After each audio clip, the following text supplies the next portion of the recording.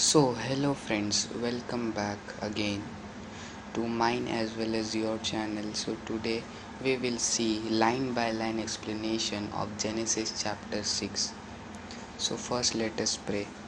Father, help us to understand your word today so that we will be enlightened from your word. In the name of Jesus, we pray, and everyone say Amen. So, chapter 8, verse 1 begins like this. God had not forgotten Noah and all the animals with him in the boat. He caused a wind to blow, and the water started going down. So, God had not forgotten Noah, and he sent the boat and he sent the wind so that the water level may come down. And verse 2, the outlets of the water beneath the earth and the floodgates of the sky were closed. So the outlets of the floodgates, here you will wonder what outlets means. So the outlets is a hole through which the water may escape. So from where the water was coming when the flood began, that outlets were closed. Then and the floodgates of the sky were also closed. And the floodgates of the sky means the rain also stopped. The rain stopped. So here it is clearly saying the rain stopped. Verse 3, and the water gradually went down for 150 days. So for 150 days, approximately 4 months, the water went down. On the 17th day of the 7th month, the boat came to rest on a mountain in the Ararat range. So in the Ararat range, the water level came down. Verse 5, the water kept going down, and on the first day of the 10th month, the top of the mountains appeared. So the water level of the flood kept going, and on the first day of the 10th month, the top of the mountains appeared. Verse 6, after 40 days, Noah opened a window. Verse 7, and sent out a raven. Raven means a large black crow. So he sent out a raven. It did not come back but kept flying around until the water was completely gone. So in verse 7 we see that he sent out a raven and it did not come back but kept flying around until the water was completely gone. So it did not come back. So verse 8, meanwhile Noah sent out a dove to see if the water had gone down. As we can see, the raven did not come back, means the crow did not come back. So Noah has had to send the dove or the pigeon, you can say. Verse 9, but since the water still covered all the land, the dove did not find a place to alight. It flew back to the boat, and Noah reached out and took it in. It is surprising to see that the crow did not come back, but the dove came back, because it is written that it flied till the water level gone down. As we can see that crows are scavengers, so they can live many days without food. So verse 9, it flew back to the boat, and Noah reached out and took it in. So as the dove saw that the water still covered the earth, so it flew back to Noah and he took it in.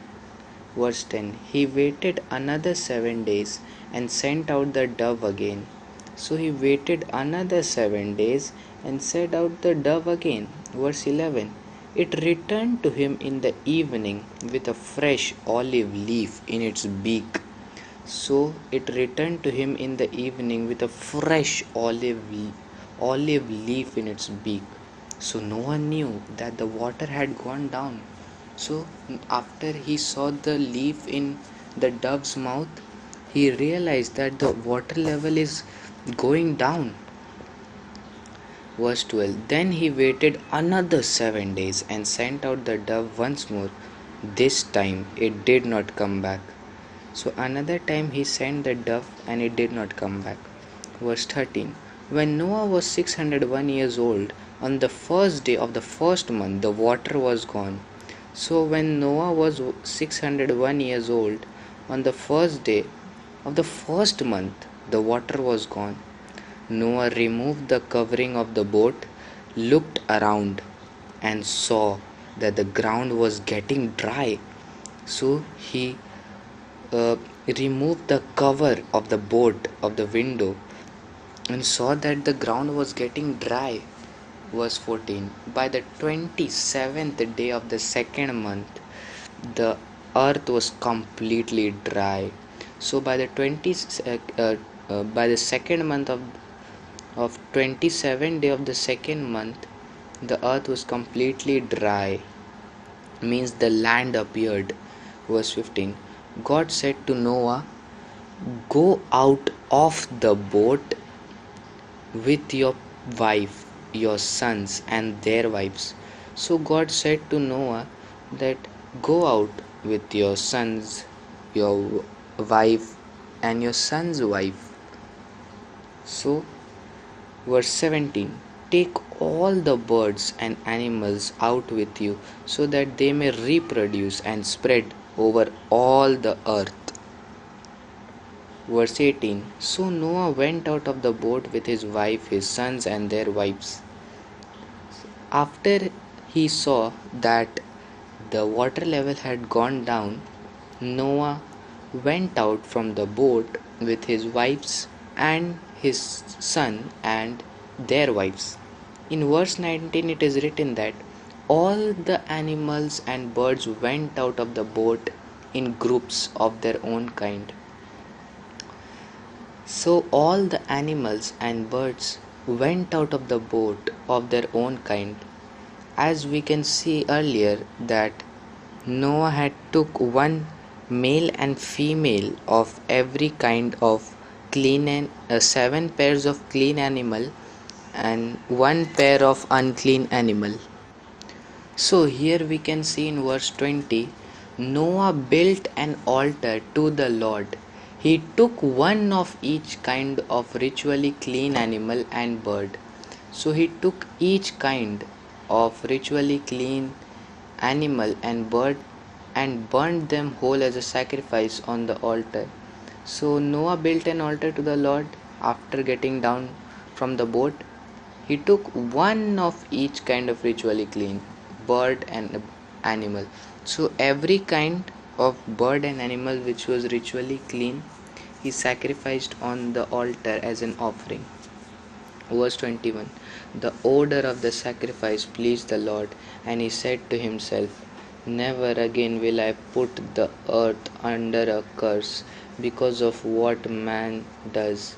I know that from the time he is young, his thoughts are evil.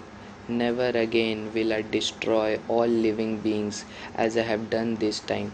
So after he saw what that how Noah praised Lord with offering his sacrifice, not means it was a holy sacrifice and the best he has given to God.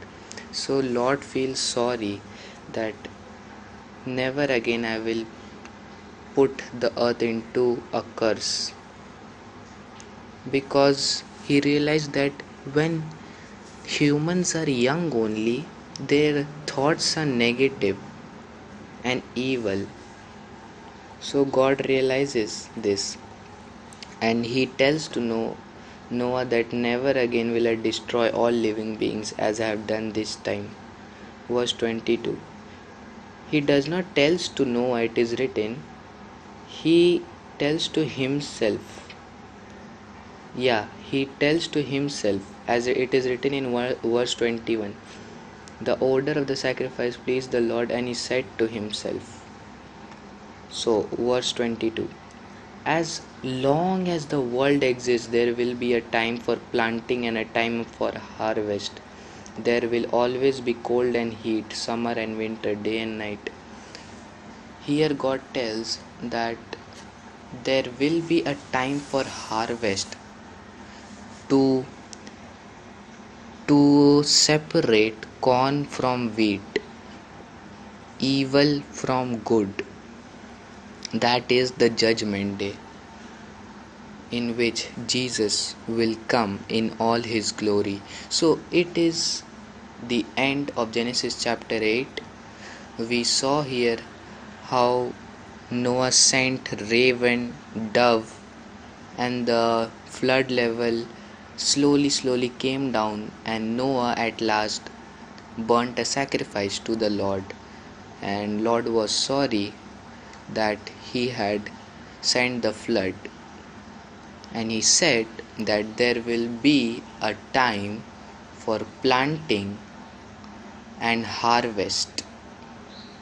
So this is the end of Genesis chapter 8. Hope you all liked it, and let us pray.